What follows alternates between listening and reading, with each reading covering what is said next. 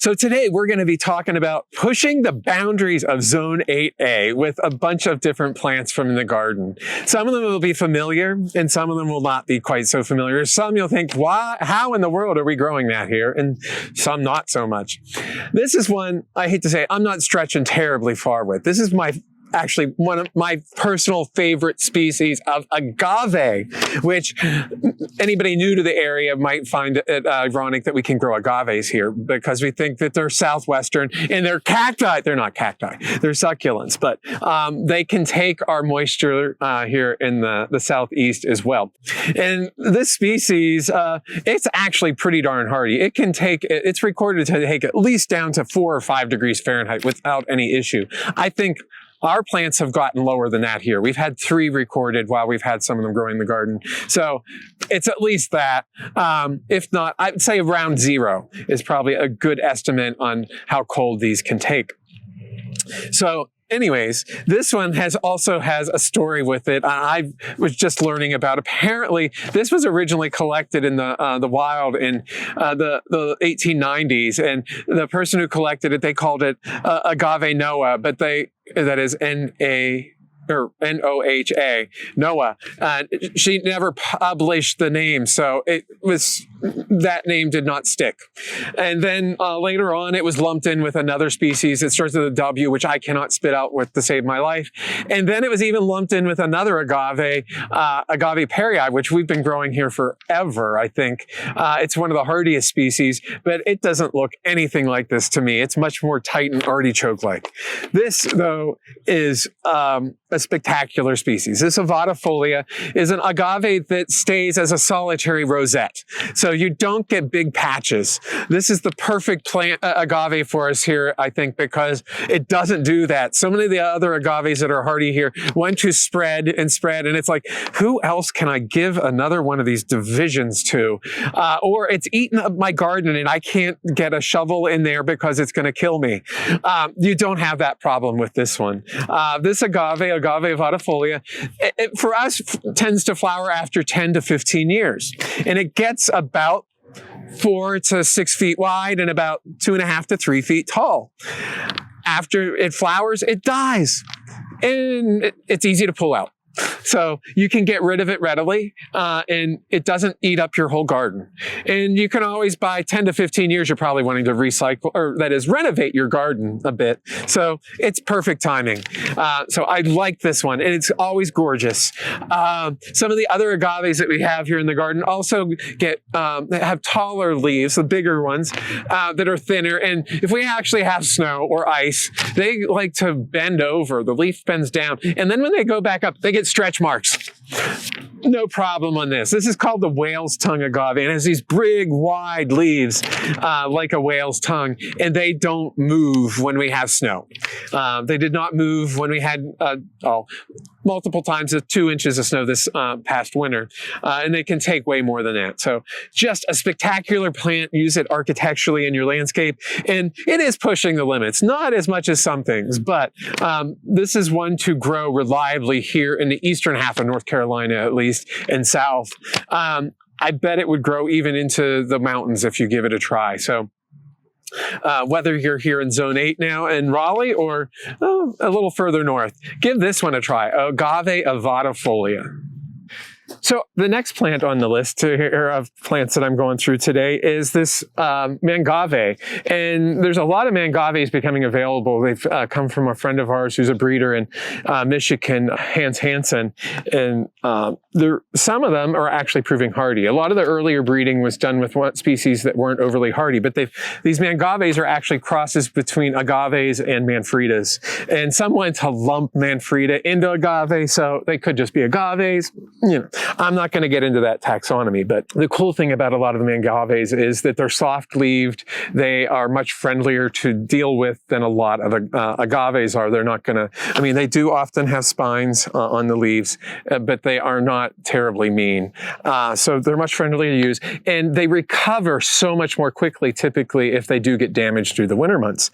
So they can melt down and they can recover, and you have a plant that looks decent through the whole season, or that is, through the growing season. and quickly recover. And this one right here is one that fits that. This one actually has never quite died down for us in the garden here. And I didn't look at how old. Okay. So we've had this since 2017. And I may have, let's say I planted it in 2018. I didn't check that out. I should have today. So it's been up here for a while, actually. And it hasn't grown what it could be. We have this in a very inhospitable spot. But that's sometimes, if you're wanting to push something, you might not want to care for it, that is, give it every single nutrient. You'll make it grow weak. So this one's growing a little on the lean side, and it's stayed here fine and dandy. This is Mangave whale's tail, and the tail is T-A-L-E, not T-A-I-L, which I even thought about, mixed that up for a while. So, this is one we've actually already seen one of its parents, or one of the species that are involved in the cross with this one is Agave ovatifolia. And you probably know that is one of my favorite species of agave. And it's one of the best ones for us here in this area. And the other, there's another agave involved with it, which is a fairly tender species, Agave gypsophila, subspecies pablocarrilloi. I can't spit it out. I have to cheat on this one because pablocarrilloi or carlonii. It's a subspecies, but anyways, it's one that's not overly hardy. And then they crossed it with Manfreda maculosa, which is ground hardy for us. They die back to the ground as an herbaceous perennial, which is the way many of the Manfreda grow for us here. But this has actually managed to stay evergreen every winter. I mean, it's a little worse for wear sometimes, but it has done fine for us. And it's that ovatifolia in it that I think is one of the winning characteristics that gives this one a really good chance for us to grow out in the garden. Tony Avon at Plant Delights has been, in Juniper Level Botanic Garden, has had several forms very similar to this in the garden, and they'll get a couple, 2, 3, even 4 feet across. And like I said, I'm torturing this one up here, and it has done fine. It's kept it from getting overly large, which is not a bad thing. But there's a lot of other mangaves that you may also want to try. We're also growing one called snow leopard, and kaleidoscope is another one. They've both been hardy for us. And my dog Spot has also been hardy.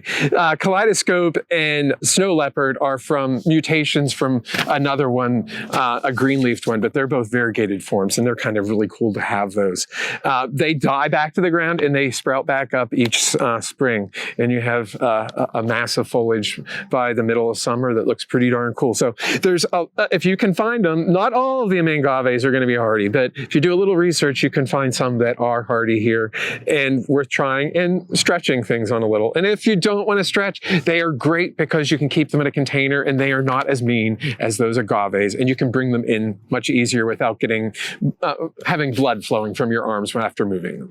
So this is another choice here that you might want to make to expand your range here and into the warmer climes of North Carolina. So the flowers, we had a question on whether the flowers are good on these. I mean, they're much like an agave. They'll have a tall spike, probably in the 6-foot range, I think, on the this one here.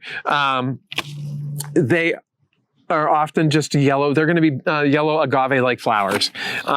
Nothing's overly spectacular, but it's cool. That crown will die whether it's too cold or not after it flowers. So this one, it has, for us, has been, that is only one rosette. Some mangaves will have multiple rosettes and will reflower after they have done it one time. They'll continue. And the same way with many of the agaves, the single rosette agaves often are truly monocarpic or flower once and die, but the ones that form pups or axillary buds will flower subsequent times. So I'm here in front of this plant, and we're actually in part shade, but this is a plant in the Agavaceae. We've been looking at a couple of its other relatives, agave and mangave, previously, and we think about them growing in full sun. This is one that's actually really good for us in part shade here, and this is a Beschorneria septentrionalis. I cannot spit that out very quickly on that one. This is a cousin. actually wants a little bit of canopy over it, and it gives it a little bit of protection also through the winter months, which we've grown this in full sun, but it almost always melts back. But if you don't, you get these rosettes. These are seedlings that are probably about, I have to check here, so about 5 or 6 years old now. And they've done really well in here in the part shade, and they're flowering for the first time. This is it's just, like I said, an agave or yucca relative, but they're not mean whatsoever. That's the other nice thing about these, part shade, and it's not going to attack you, cause blood to run through you, but you will still get red. The flowers on these, when they occur, will be on a spike anywhere from 3 to 5 feet tall, and just in a couple weeks we're going to have one here. And the flowers are these red, glossy red bells, very tubular. Hummingbird pollinated would be my guess from this, because this is from Mexico, so where we have a lot of hummingbird species, and it's been selected for that way. So they can get some damage for us in the winter, like I said, but when you grow in a part shade, they tend to not get near as much, and because of that light canopy over them. They do really well on forest edges, and if you want to give them protection, you can put them out in the open. But it's just a really cool plant, leathery. Once they're established, they're very drought tolerant, so it's good for our off and on water in our summers here. They don't want to be any place that's truly wet, but they can take average soil to well-drained soil in our climate here and do quite well. But come to the Arboretum here in the next month and you'll get to see these in flower. Really cool and totally different from their cousins, the agaves and yuccas, because like I said, these are red, not white or cream or yellow or shades of yellow. It's just a totally different appearance. And they supposedly, I saw references to them being hardy to zone 6A. No. I mean, if they made it through the winter, they might make it through the winter, but they're not going to flower and they're not going to look like anything. But most of the time for us, they are fine here, especially if we're above 15 degrees. In our winters now, which is becoming way more frequent. If we get below 10, a lot of the foliage will get really damaged, but they do recover. And again, they recover quickly through the summer months. That's the great thing about these. Much like the mangaves, they're quick to recover from any real damage. So another one to try, and in a little bit different situation than you would think of for their cousins. I'm here at Aloe maculata, and this is a selection called Fort Worth. We don't typically think about growing a ton of aloes here, and it might be because of what this looks like right now, but this is a very vigorous form of Aloe maculata that has been in the garden now since 2019. It gets some burn during the winter, but it recovers. It's no worse than an herbaceous perennial if you think about it, though it does have this melted look for a while, but the rosettes quickly recover. The other thing, I mean, this is mid-March, and it's throwing flower stalks. This species of aloe isn't one that just flowers once a year. If it's happy, it can flower just about any time of the year. So as long as it's happy growing for us here, it will flower, I mean, reasonably well each year. I get flowers spring, summer, fall. I had flowers in 2024 in January, before it did get frozen. But still, this is one that truly is one to push the limits on aloes for us. And it does look way better than this during the summer months, but it's just one that I find so remarkable that we can even grow here. Many forms of Aloe maculata are only rated for zone 9 and maybe pushing it to zone 8. And we are now theoretically in zone 8. But again, like I said, we've had this successfully now in the garden since 2019. So it missed the coldest winter we've had in recent times, which was 2018, whenever we got down to about 3. But in 2022, December 2022, it got down to 9 here in Raleigh, and this still survived. So this has had some remarkable resiliency to it, and I find it as one to really try to push the limits a little bit. To give you the best chance, though, you do need some good soil drainage here, and we have this in our xeric garden right now. And also, it doesn't hurt to have at least the thinnest covering from above. We have of all things, a Chalopsis linearis, which is a desert willow, not offering a lot of protection during the winter, but there's some palms around here and other things that might give it minor insulation. And also the exposure is south. So that's warming things up and keeping things a little bit warmer than they would be if they were in a more, sheltered northerly situation, that you might put some things to keep them from thawing out, like your broadleaf evergreens and stuff. We often recommend them on the north sides of structures. But anyways, this aloe is just one to try if you want to try something to extend the zone for us here in Raleigh. So who would ever think that you could grow African violets in the garden? Well, we can't grow African violets quite yet, but we have some cousins of them that have done remarkably well in the garden. And this is one that has truly surprised me since we planted this one. And I think we planted it in 2002, it was either 21 or 22. And this down here, these fuzzy leaves, it look kind of like an African violet, but this is from Southeast Asia instead. If anybody's growing what used to be called chiritas or primulinas, this is actually a primulina. They're grown as houseplants too. I have a few at home in my apartment. This is one down here. This has big fuzzy leaves, and it's been out here for 4 winters at least now, and unfazed by anything we have given it. So it's been down to at least 9 degrees and without any issue here. If you come back in about September, we'll have these beautiful lavender tubular flowers on it that look kind of like an African violet, but maybe more like us. They're African violet. Oh, they're now lumping those into streptocarpus, but a Cape primrose instead of an African violet. Streptocarpus, which is distantly related to this. But this is one that, again, I never thought we would be growing this year. This is one that we got from the Rhododendron Species Garden in Washington State, and they collected in 2012. And it's a fairly new to science species from what I was able to gather about it. And if I didn't say it before, it is Primulina liguliformis. And in the wild, it grows on mossy cliffs. And I have some moss growing here, and it's squeezed in between some stones here and rock faces. So managed to actually get it in something of a, like it might experience in its home in Southeast Asia and in China where it's native. So if you can find it, I've tried to propagate this. We've gotten minimal, occasionally we can get them to root leaf cuttings of this, but if you can find this, this is one that you might want to try if you have a really cool, partly shaded rock garden. Again, I've been so surprised by this plant. I thought we were going to kill it when we planted it. So, and it has been fine here, and it has rewarded us with flowers the last few years. So Primulina liguliformis is one to try here.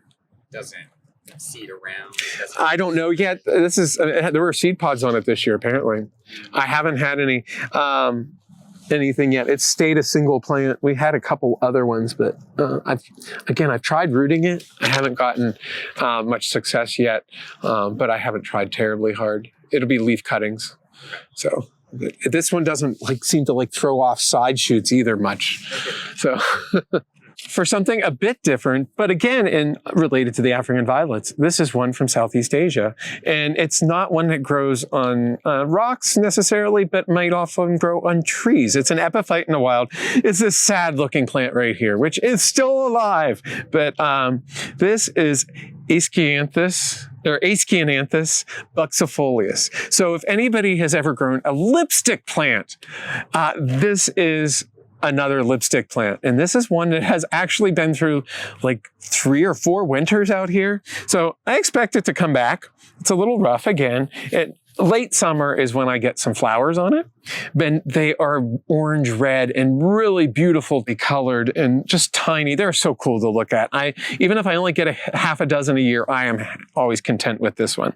My guess in the wild, it's probably again a bird pollinated species. So a little bit different. It's not, since they don't have hummingbirds in Southeast Asia. They have other birds that do some pollinating as well.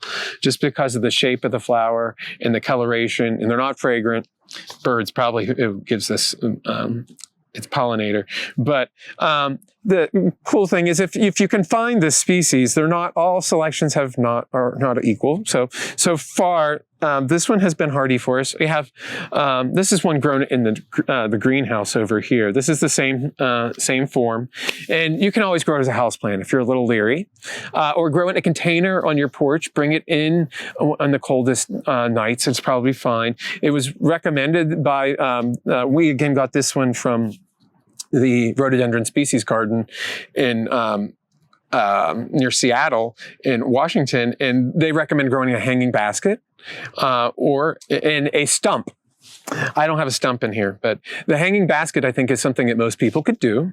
And like I said, you can leave it out most of the winter. Bring it in during the coldest time, and you can probably keep it going with no problem.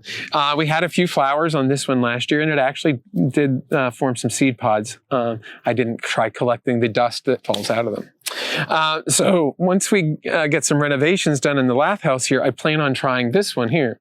This is a bit larger form of the same species, or associated with the same species. This is Aeschynanthus I believe. Yeah, buxifolius, which we've gotten that form from, I think, the Atlanta Botanic Garden, if I remember right. Yes, the Atlanta Botanic Garden. So I'm looking forward to trying that one. It seems way more vigorous. So if it's hardy enough, it may recover from our winters a little bit more quickly and give me some additional flowering that I don't get until real late in the season on this Aeschynanthus buxifolia form that we've gotten from the rhododendron species garden. But open to try whatever and see what we can do with these. Again, this is something I would never have thought we would successfully grow in the garden here in Raleigh. So we're doing another Beschorneria, or African violet relative, and these are a little bit more reminiscent of them, at least in the leaf fuzzy-wise side, I have to say. These are South American relatives, though, of the African violet, or Central and South American. This is our Sinningias. We've been growing Sinningias in our geophyte border and other parts of the garden now as long as I've been here at the Arboretum, so almost 20 years, and I can't remember if there were any here prior to me being here, but anyways, they have proven hardy here, and we're just continuing to add some to see what will actually grow here.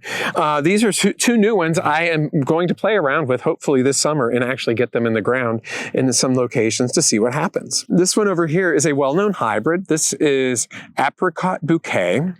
And this is a complex hybrid. It includes the species Tubiflora, which is one we have at the far end of our geophyte border, and as well as a couple that we don't have in the garden actually at this point.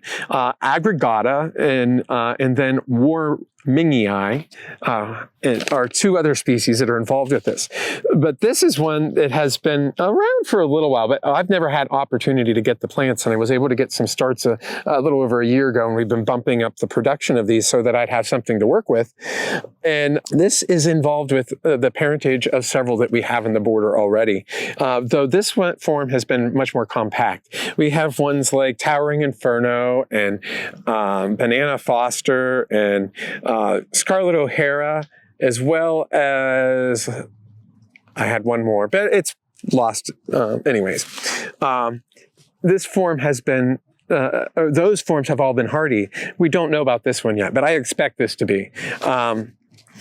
It's supposedly more compact. All the other ones we have been rather large, like in the 2 to 3 foot tall range, actually, that have been really vigorous for us. This one's only supposed to be 8 to 10, maybe 12 inches tall. So it'll give us a different range, and it's apricot. So it's a little bit more in the soft orange color. And none of the ones we have that are big anyways, that are offspring of this have any fragrance that of any significant note. Well, this one is also noted to have good fragrance, because it has Sinningia tubiflora in it at a relatively closer generation than the ones we have down the border. But another one I'm planning on trying is this one here. And this one, I don't know a whole lot about, at least the one hybrid. It's Sinningia macrostachys crossed with Sinningia Georgia Sunset. And I cannot find anything on Georgia Sunset. But this has flowered for us in the nursery already. And I started with one small plant of this, and we've been bumping them up so that I can get some to work with. But this has a nice orange-red tubular flower on a somewhat squat plant. And it forms a very large tuber because of the macrostachia is a very large tuber species. It can form what's called a caudex above the ground. We don't necessarily want that above ground tuber here, and it's for good hardiness, but that big tuber is important for us to have good survivability despite that. And I didn't mention the whole spot where I am kneeling right now is probably teeming with Sinningia salovii, which has been long grown here at the garden. I planted, I think, 1 or 2 pieces in here, and I bet I could take out bushels now after about 18, or no, let's say 16 years, 16 or 18 years. Actually, it was 2007 when I put them in here. So it's about 18 years that they've been growing in here. There's Sinningia salovii, and the tubers on them are enormous. But again, these are 2 that I want to try. There's a couple others we have in the nursery as well. I have one that's purple and really cool, but I don't know what that one's going to do yet. It's a little less known. So I plan on trying these. And if you want to try any of the Beschorneriads, these are some of the ones to try, or some of the Sinningias. Even the Florist gloxinia could be hardy for you if you get it in the right spot, which is a Sinningia as well. So play around with Sinningia. So this next plant is one that you may be thinking, what in the world is it doing in March growing? This is one of the hardiest begonias that we grow here in the garden, actually, down here in front of me. And this is Begonia pedata fida. Let's see, hardy foot begonia, is what we're calling it commonly. This one has been so remarkable for me in this garden. I think, we've had it here, and I'm going to say probably almost 15 years. And it often goes dormant in, say, November when we have a hard freeze. But then about January, if I uncover the leaf litter over it, it will be pushing up new growth that early. So many times with the begonias, we think that, they're not going to come back up until like May or June sometimes. Well, this one is very, precocious, and it does not wait one bit. It's unaffected most years by us. I mean, if we have a really hard frost, it could get damaged, but it will come right back up from the rhizome. It gets anywhere from up to 10 to 12 inches tall when it's an active growth in the summer and has white to pale pink flowers. But the remarkable thing is that, again, that this is a begonia that just refuses to die in our climate. And I find that so bizarre. And in reality, there's a ton more that we are finding that will really grow here. So everywhere from wax begonias. There's a bunch of those that we find that are hardy here. They don't come up quite this early. But to the Begonia grandis, which is the traditional hardy begonia. So even some of the Rex type begonias that we would not think that would ever be hardy here, we're finding that can actually take our climate. So if you get a begonia, whether it's this pedata fida or another one, you may try growing it outside permanently, not just in a container for the summer or in the ground as an annual. Don't pull them out like those wax begonias out prematurely. They may come back up the following year if you are patient. So we're going to talk about something that's actually related to something you might have in your yard here if you're in at least the eastern 2/3 of North Carolina, if not 3/4 of North Carolina. You know, this is a cousin of crepe myrtle that we're going to show, but it's not what you would think. This is a tiny little plant down here right now. This is cuphea cyanea, and this is a selection called Ashvilla, which cuphea cyanea is actually found in Mexico and Guatemala. So not the places we typically think of things being overly hardy for us here. And it was probably zone 8 or actually zone 9 or 10 is what is considered hardy. This is a selection called Ashvilla that was selected in, of all places, Asheville by Peter and Jasmine Gentry. They have a garden in Asheville, and they've been growing this selection for years. Asheville's colder than here, and it was it's remarkable that this one I mean, makes it out there. But for here, it's great. You see, it's died down right now. I just gave it a haircut, and it's been pushing up over the last 2 weeks in the garden already. It'll get about a foot to 15 inches tall and about 18 inches wide. It doesn't flower for very long, only from May until frost. This is a cool little cuphea, or you may know some of its cousins, the Hawaiian heather, cuphea hypsophilia, which sometimes will even make it here, or the cigar plant, cuphea ignea, which we have some other forms of that too, and they'll sometimes make it, like David Verite, or Vermillionaire is a patented one now as a trade name. Those are some other ones you will find, but this has been probably the best little one that you can plant. Like I said, this will be flowering in May and go until frost. And it's something I would have always thought as a house plant. You see them sold as house plants. We are finding actually that more cuphea are hardy here. We do have 1 or 2 native species to the eastern United States, but they're not as spectacular as the Central American and South American species that we are used actually as landscape plants much more frequently, especially further south or in the West Coast in California or in the Florida area. But this is one to try if you can get a hold of it. And we sometimes have this, but it's Cuphea cyanea ashvilla. Cute, adorable, long blooming plant for your landscape. Just don't expect it to be flowering for Easter. We're going to do a couple woody plants too today, and since I focused a lot on herbaceous things or monocots that aren't quite so lignified, you might say, this is one of them here, and this is our Rhodolea henryi. And regardless of the cultivar, I'm not even going to worry about the cultivar in this one because I can't spit it out anyways. This year has been a great year for it, and last year it was as well, the last couple years. This is one that we are on the edge for getting reliable flowering, but when we have a warm winter, they're fine and dandy. This is Rhodolea henryi, and it's in the witch hazel family. And we think witch hazels, they of course winter flowering. The Coreopsis, the winter hazels, same thing. But this is totally different from them, but it's next to kin. These are pollinated by birds apparently in the wild, and so they have a totally different floral morphology to attract the birds.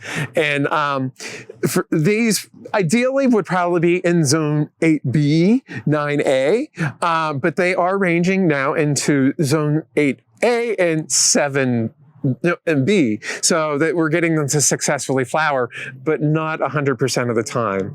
I find when we have a cold spell in February, often just before they would want to open, and we go real low, upper single digits, having had a few days that were real warm, say in the 60s or 70s, the buds are often damaged, so we don't get reliable flowering, but it's getting higher percentage now. We are moving on to warmer times, and this year we have lucked out, even though we had a cool, relatively average winter.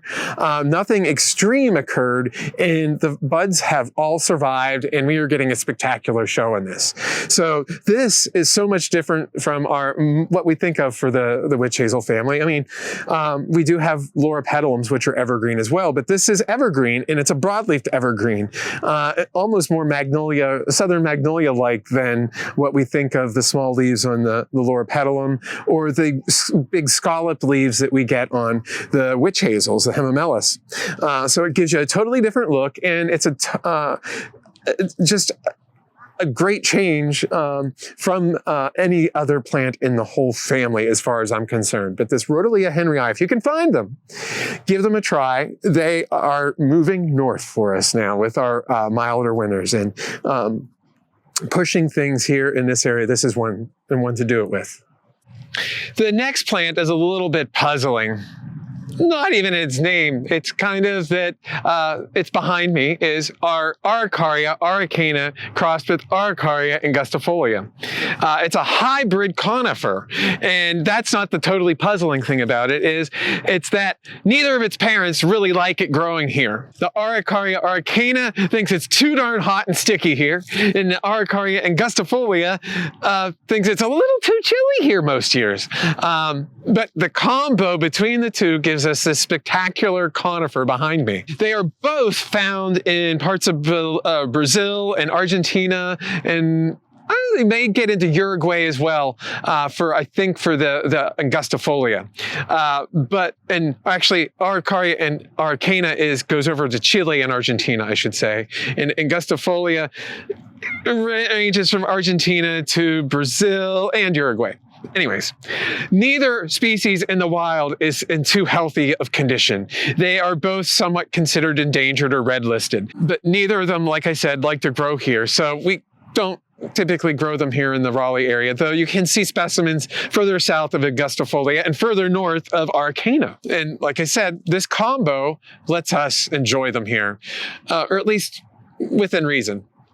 So our plant here has been here since 2012. We got it and I planted it and it was about this tall. It was about a 2-footer, 18 inches, 2 feet tall in 2012.